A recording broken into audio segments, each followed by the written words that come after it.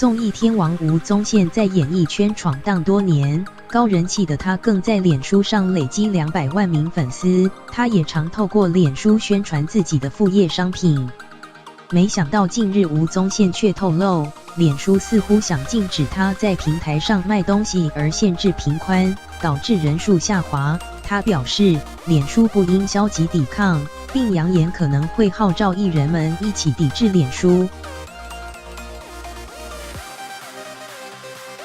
吴宗宪在脸书拥有200多万的粉丝，每次几乎都吸引1-2万人观看。他也常在时贩卖副业商品，成效相当不错。但近日吴宗宪却发现人数竟下滑至3-4千人，并开始怀疑脸书似乎想禁止他在平台上买卖或推广商品。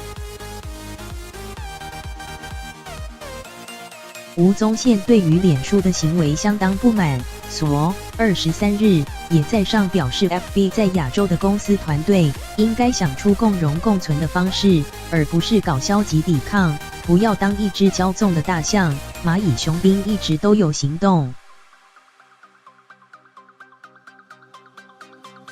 据苹果报道，吴宗宪更扬言，若脸书再继续限制下去，他将会号召演艺圈名人一起退出脸书，改以微博或其他平台经营。